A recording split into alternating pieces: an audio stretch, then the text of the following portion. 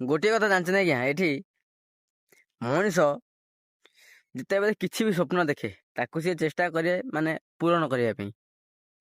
କିନ୍ତୁ ଗୋଟିଏ ବଢ଼ିଆ ଜିନିଷ ଏଠି କି ଆଜ୍ଞା, ସ୍ୱପ୍ନ ଦେଖିବାଟା ଠିକ୍ ଅଛି, କିନ୍ତୁ ସ୍ୱପ୍ନ ଦେଖିକି ଆମେ ଯଦି ବସିଯିବା, ହଁ ହବ ତ, ସେଇଟା ଆଜ୍ଞା ଠିକ୍ ନୁହେଁ। ସବୁବେଳେ ଚେଷ୍ଟା କରିବା।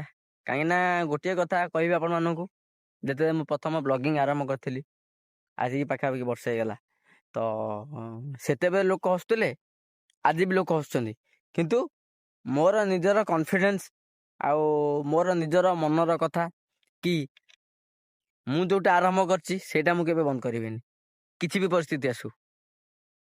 ତ ଗୋଟିଏ କଥା, ସିମ୍ପଲ୍ କଥା ଆଜ୍ଞା, ସବୁବେଳ ପାଇଁ କି ଆପଣ କିଛି ବି କାମ କରନ୍ତୁ, କିଛି ବି ଆଜି ବି ଆରମ୍ଭ କରନ୍ତୁ, ଯାହା ବି କାମ କରନ୍ତୁ, ତ ସେଇଟାକୁ ଆପଣ ସବୁଦିନ କରିଚାଲନ୍ତୁ।